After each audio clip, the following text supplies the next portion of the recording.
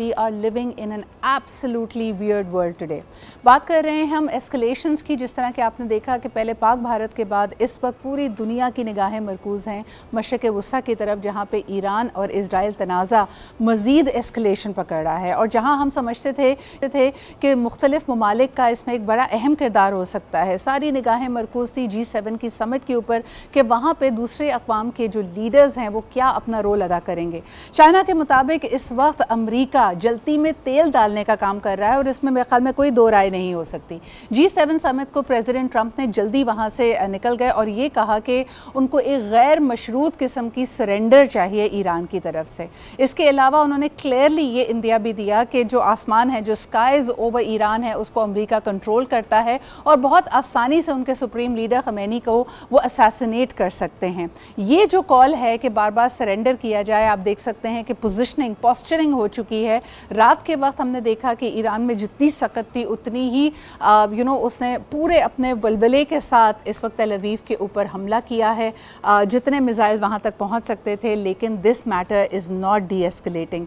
इसके बाद जो इसके इकोनॉमिक इम्पैक्ट्स हैं उस पर बाद में आएंगे, लेकिन इस वक्त सूरत हाल ये है कि दर्जनों सैकड़ों लोग शहीद हो चुके हैं ईरान में। इजराइल का भी काफ़ी नुकसान हुआ है, लेकिन उसकी पुष्पनाही जिस तरह अमेरिका कर रहा है, ऐसा लगता नहीं है कि ये मैटर रिजॉल्व होगा या डी एस्केलेट होगा। चाइना से, रशिया से, फ्रांस से क्या उम्मीदें हैं दुनिया की, इस पे बात करेंगे। And why is president Trump asking for an absolute surrender from Iran? क्या इसका एक ओवरऑल लार्जर प्लान सिर्फ यही है कि एक प्रो हुकूमत को तैनात करना है ईरान में, and this has been created out of it, जिस तरह के हमेशा से एक वतीरा रहा है इसराइल का। जितने इल्ज़ामात उन्होंने लगाए हैं मशरक़ वुस्ता के मुख्तलिफ ममालिक के ऊपर, चाहे वो इराक़ की बात हो कि वेपन्स ऑफ मास डिस्ट्रक्शन उनके पास हैं, अफ़गानिस्तान का जिक्र हो कि इसकी ज़मीन को इस्तेमाल किया जा रहा है अमेरिका और इजराइल को डिसमेंटल करने के लिए, इसके अलावा लिबनान हो, सीरिया हो, और अब बारी है ईरान की।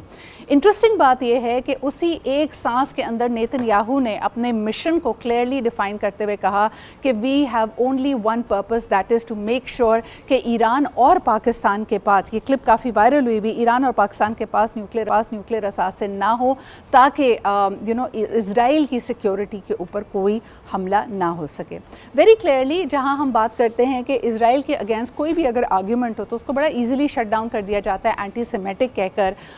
इसके अलावा यानी बिलियंस ऑफ डॉलर्स की वहाँ पे इन्वेस्टमेंट है अमेरिका के, और अमेरिका उसको क्लियरली अपना इंटरेस्ट करार देता है।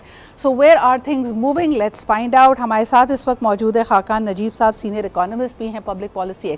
What does it mean for the world and the middle east? ख़ास तौर पे हम ये देख रहे हैं कि जो pro west economies of the middle east and they are doing fairly well, क्या उनके ऊपर भी इम्पैक्ट आएगा and how are they viewing the situation? सबसे पहले अगर खाकान साहब मैं आपसे पूछूं कि चाहे वो कतर के अमीर हों, सऊदी अरब के MBS हों, UAE हो, इराक़ हो, सब ने ही मज़म्मत की है और इज़हार यकजहती किया है ईरान के साथ। How do you see the situation evolving? I think कि अगर आप इकोनॉमिक पर्सपेक्टिव से भी देखें तो no one wants a very high oil price, whether it's the west, whether it's Pakistan, whether it's other countries in the region. So कोई भी नहीं चाहता कि ये जो इस वक्त कॉन्फ्लिक्ट है वो एस्केलेट करे। Talks were going on with Iran and the IAEA, जो कि उनके साथ न्यूक्लियर पे आगे बढ़ रहा था। They could not conclude, so we went into an escalation. I think आज भी everyone's engaged. Pakistan I think मेरे लिहाज से is in a much more comfortable position, especially coming after 10th May। I think we are not an isolated country any more. Pakistan की military leadership today is even in contact with the senior most authorities in US. I think they will be meeting the president also. So I think rising oil prices का बहुत बड़ा impact होगा पाकिस्तान पे। आपकी आवाज़ studio में sir आज यानी कम से कम होती चली जा रही है। PCR can raise that। जी फरमाइएगा खाकान साहब।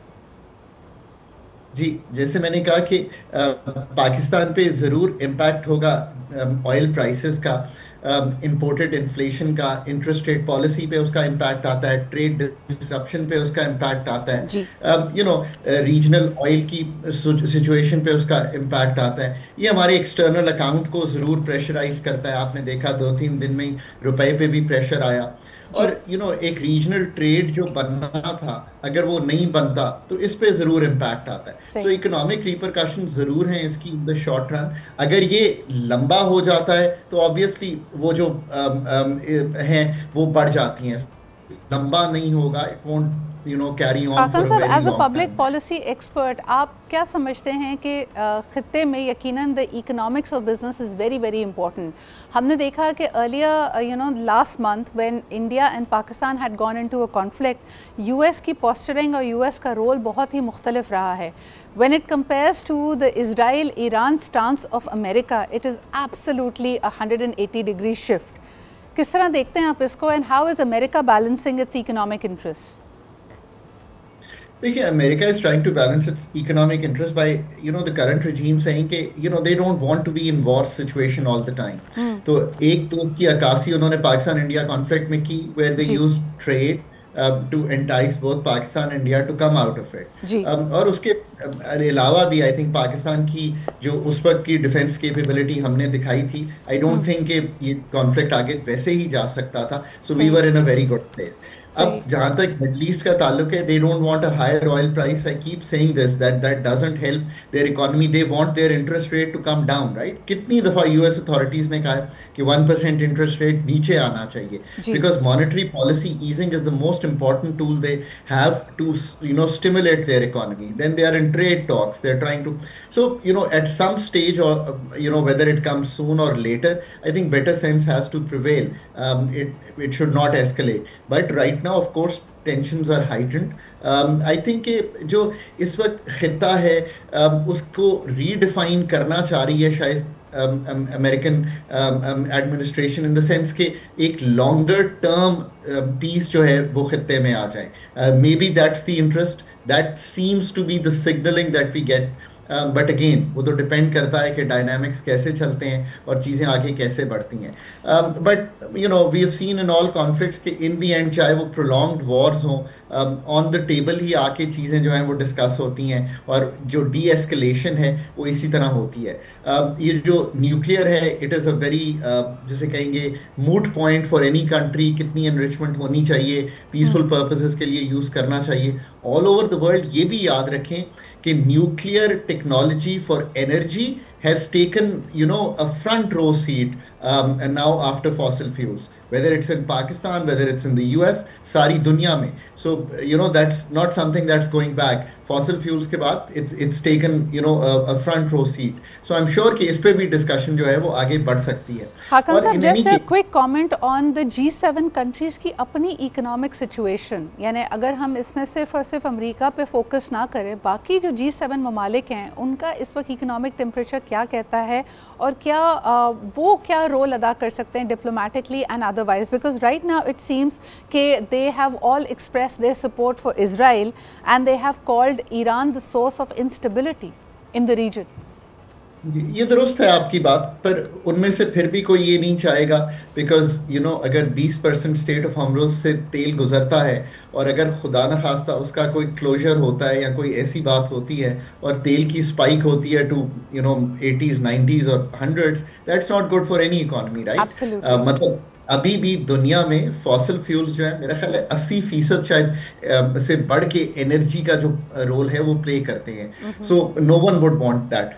ये भी याद रखिए कि यूरोप जो है वो रिकवर कर रहा है in terms of economic growth पिछले 1 साल से, and the recovery has been decent, so they don't want कि वो भी derail हो किसी तरह से भी, अगर इसका इतना important रोल है। I mean public posturing जो है वो एक चीज़ होती है, but behind the doors always जो गुफ्तो शनीद है वो हो रही होती है, and I'm sure कि हो रही होगी।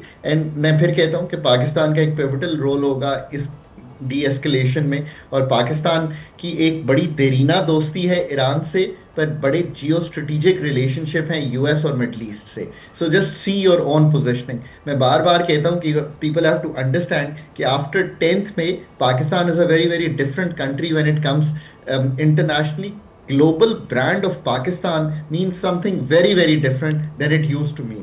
You will know that आज शाम तक इसकी भी बात आ जाएगी कि हमारी लीडरशिप की क्या बात हुई, पाकिस्तान एक स्टेबलाइजर का रोल अब जरूर प्ले कर सकता है। मैं आपको एक मिसाल दूं, मुझे कई बिजनेस हाउसेस ने फोन करके ये कहा कि Pakistan branding today after 10th May is something totally different when they talk on the business level. I think it's the same story when we talk, whether it was our delegation which got, बहुत अच्छी पजीराई मिली जब हम गए। आपका narrative नहीं है, आपकी एक रियलिटी है। सो आई थिंक इस सारे में भी आई थिंक हमारा एक स्टेबलाइजिंग रोल होगा। हमारा एक रीजन उनके साथ बॉर्डर मिलता है, we have to be very कि वहाँ पे कोई ऐसी चीज़ ना हो। दूसरा ऑफ कोर्स कोई ऐसे लोग हमें ना रखने पड़े जैसे हमें अफगानिस्तान में रखने पड़े थे। So all in all I mean एक इवॉल्विंग सिचुएशन है, बट किसी स्टेज पे जरूर डीएस्केलेट कर जाएगी। One last question, what is the current mood and role of China and Russia? ये दोनों ममालिक इस वक्त इस सिचुएशन को कैसे व्यू कर रहे हैं, and do you feel that they are going to, either of them is going to side with Iran? I think देखिए दुनिया जो है वो चूंकि बदल गई है ना, उसका बहुत ज़्यादा ताल्लुक जो है ट्रेड रिलेशनशिप से और उन रिलेशनशिप से जो इकोनॉमिक प्रोग्रेस से हो गए हैं। सो कोई भी ये नहीं चाहता, और उनकी भी अगर आप स्टेटमेंट चाइना की भी देखें फॉरेन ऑफिस की, तो वो बड़ी सपोर्टिव थी इस सेंस में कि you know we must move ahead to regional stability.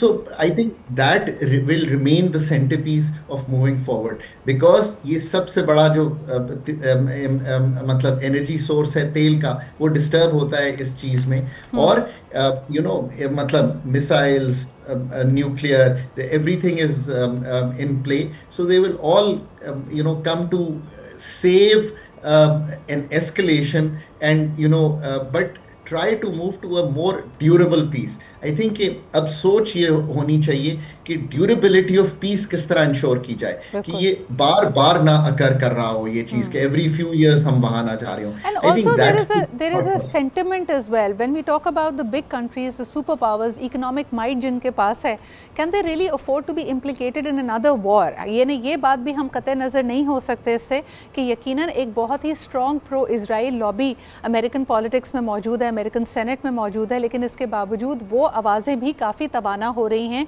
जो ये जानना चाहती हैं कि हर दफ़ा अमरीकी टैक्स पेयर और अमेरिका क्यों मशरक़ वस्ता की वॉर्स में इन्वॉल्व हो जाता है, इम्प्लिकेट हो जाता है। ख़ास तौर पे क्योंकि अभी इनखला हुआ है अफ़गानिस्तान से, इराक़ के हवाले से भी बड़ा क्लियर उनके लिए सामने आया कि there were no weapons of mass destruction, and we are seeing that they are already senators introducing bills that is going to curb Trump's power to go to war with Iran. So there is that narrative also building there. Trump ने खुद भी ये promise किया था कि once he takes the office there will be lesser wars and greater global peace and stability. So let's see how the world is going to react to that. Hakan साहब बहुत बहुत शुक्रिया। I personally felt it would be very heartless to just talk about the economic side of it because there are humans involved, there are peoples involved, और हम देख रहे हैं कि पूरे मुल्क और societies इससे impact हो रही हैं। कल बल्कि मैं सोच रही थी कि while Iran is retaliating, I was wondering what kind of people we are becoming, कि ठीक है एक जहरियत, इजरायली जहरियत के ऊपर हमें भी अफसोस है और ख़तरा है, लेकिन क्या हम उसी टनल में नहीं जा रहे जहां हम किसी भी मुल्क की बर्बादी, किसी भी सोसाइटी की तकलीफ को देखकर एक तरह से खुश हो रहे हैं। There were people who were actually rejoicing कि now Israel is getting a taste of their own medicine. I think people all over the world, ख़ास तौर पे ख़वातीन, बच्चे, बुजुर्ग, इनका हक है कि उनको एक पीसफुल इन्वायरमेंट मिले। I hope that better sense prevails.